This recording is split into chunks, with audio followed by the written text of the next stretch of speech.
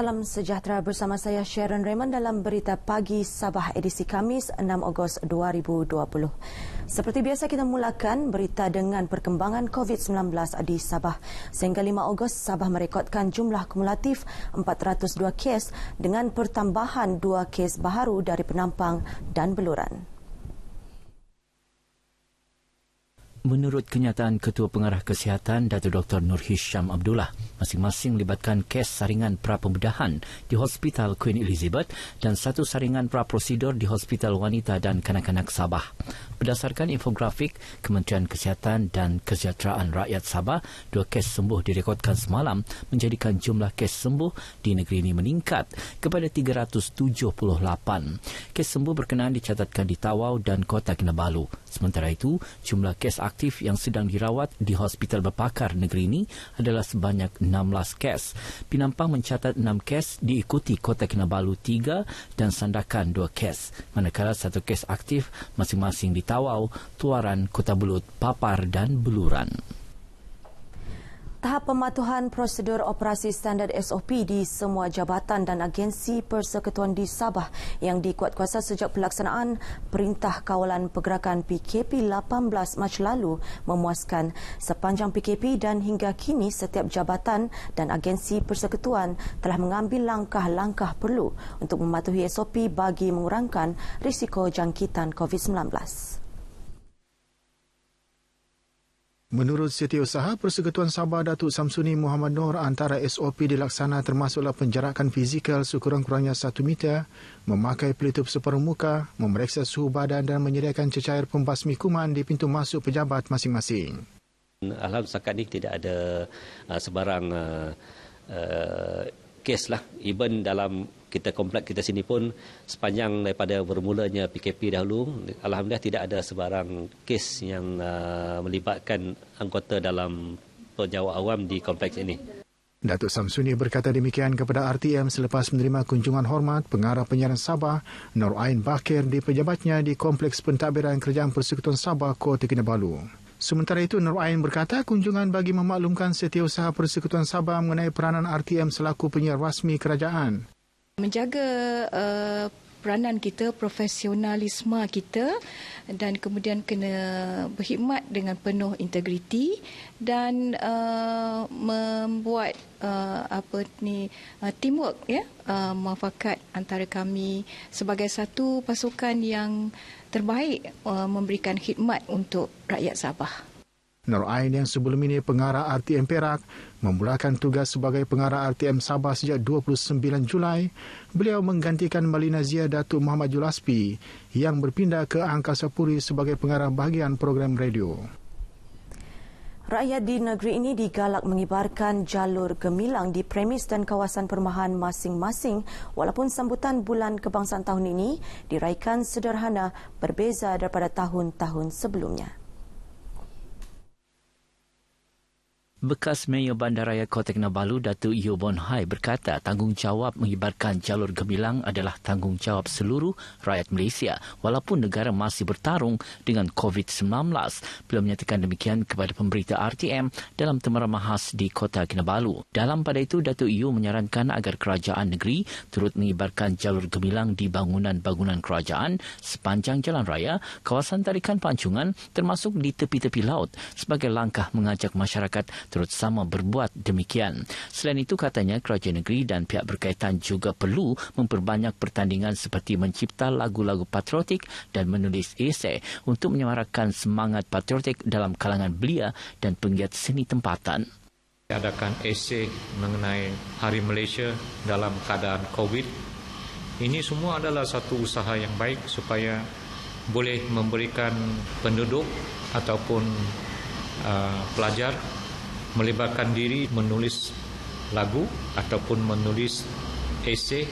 Pelancaran Bulan Kebangsaan dan Kibar Jalur Gemilang 2020 peringkat negeri berlangsung pada 28 Julai lepas di Pusat Konvensyen Antarabangsa Sabah SICC, Kota Kinabalu. Kehadiran pengunjung ke Balai Seni Lukis Sabah bagi menyaksikan pameran yang diadakan mencatat penurunan sebanyak 70%. Terkini pameran PKP Balai Seni yang berlangsung sejak 1 Julai hanya merekodkan 500 pengunjung berbanding tempoh sama pada tahun lepas. Pegawai Kebudayaan Balai Seni Lukis Sabah, Rosni Veronica Sabung, tidak menolak penurunan jumlah pengunjung berpunca daripada Perintah Kawalan Pergerakan Pemulihan PKPP yang akan berakhir 31 Ogos ini.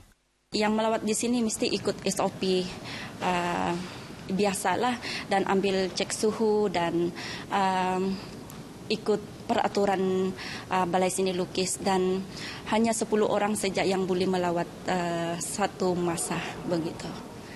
Rosni menyatakan demikian kepada pemberita RTM di Balai Seni Lukis Sabah, Kota Kinabalu. Pameran karya PKP Balai Seni disertai 53 pengkarya tempatan yang melibatkan 400 karya yang dipamerkan termasuk poster yang mengetengahkan mesej mengenai pandemik COVID-19.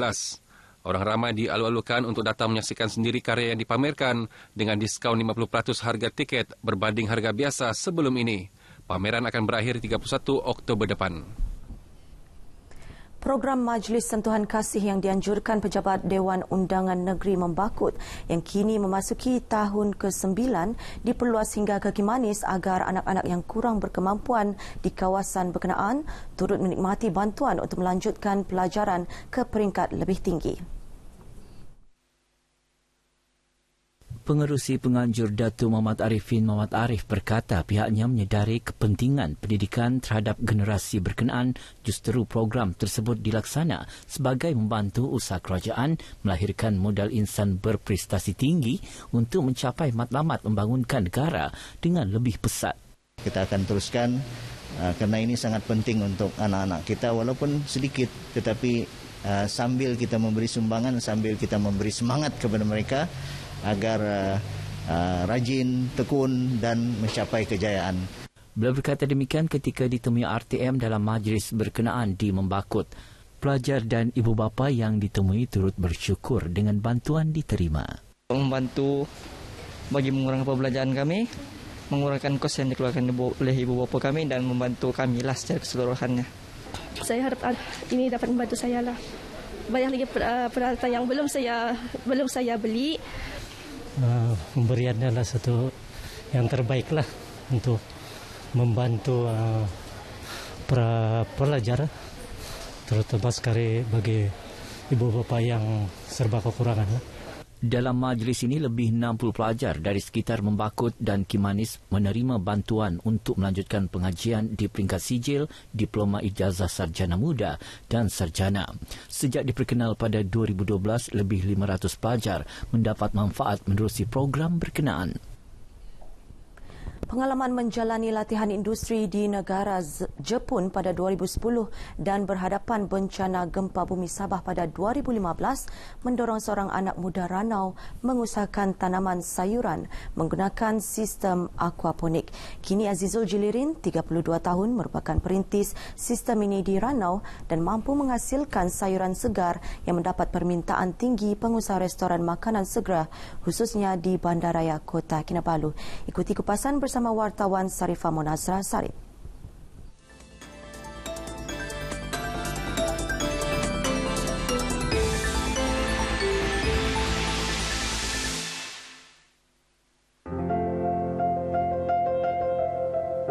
Azizul mula menggunakan sistem aquaponik sejak 2016 dengan menumpukan kepada 2 jenis sayuran iaitu salad hijau dan sawi yang mendapat permintaan tinggi sebagai strategi perniagaan. Sayuran berkenaan juga sesuai dengan cuaca di Kundasang di Ranau. Satu sistem yang menggabungkan kaedah penternakan ikan dan juga penanaman sayuran dalam satu sistem yang sama. Yang mana sisa daripada ikan, daripada kolam ternakan tadi ditapis menggunakan penapis biologi. Kemudian air tersebut kita akan pump ke dalam sistem penanaman, iaitu sistem menanam tanpa menggunakan tanah. Kebiasaannya, tempoh untuk menuai hasil tanaman ialah 25 hari. Bagaimanapun, memandangkan sistem aquaponik merupakan penanaman terancang, hasil perlu dituai setiap hari bagi memastikan pengeluaran tidak terputus. Meskipun berdepan pelbagai cabaran, kebun Azizul mampu menghasilkan 3 hingga 4 tan sayuran setiap bulan dengan pendapatan mencecah RM15,000. Cabaran utama kita juga adalah dari segi pada peringkat awal ada pemasaran. Kerana kita menanam sayuran yang mempunyai harga yang mungkin sedikit mahal. Dan sistem kita pun dibina dengan kos yang agak mahal. Kami membuat keputusan untuk menanam jenis salad coral yang mana permintaannya tinggi di sektor perhotelan, restoran, restoran makanan segar. Azizul turut menerima pelajar latihan industri dari Fakulti Sains dan Sumber Alam dari Universiti Malaysia Sabah UMS dan berkongsi pengalaman dan ilmu mengenai sistem aquaponik. Kalau macam conventional farming, musim hujan tidak boleh turun pergi ladang begitu. Di sini saya belajar banyaklah proses-proses di dalam sini, dari menyemai sampai kami juga belajar macam mana mau interact dengan customer yang datang melancong, pelawat-pelawat semua. Selepas ni kalau ada rezeki mau jugalah buat seperti begini. Kalau sistem penanaman aquaponik begini dia mudah untuk dijagalah. Dia kurang dia punya weed. Dia ada potensi sebab dia tidak bahan kimia, jadi dia sehat dan selamat. Saranan kerajaan seperti latihan kemahiran dan pemberian geran pertanian juga banyak membantu Azizul dan membimbingnya meneruskan usaha dan cita-cita mewujudkan sebuah flat factory di kawasan bandar untuk membekalkan makanan sihat kepada penduduk kawasan berkepadatan tinggi. Slogan pertanian adalah perniagaan merupakan slogan yang cukup popular suatu ketika dahulu kerana pertanian bukan sahaja menghasilkan makanan kepada masyarakat, malah ia juga dilihat mampu menyumbang kepada sumber pendapatan petani itu sendiri. Dan di aquaponik ini hasil setiap bulan mencecah sehingga RM15,000. Yang lebih penting adalah usaha dan kerja keras. Sarifah Munazah Sarip, RTM. Sekian berita pagi Sabah Budayakan. Norma baharu pandemik COVID-19 belum berakhir. Saya Sharon Raymond. Salam sejahtera.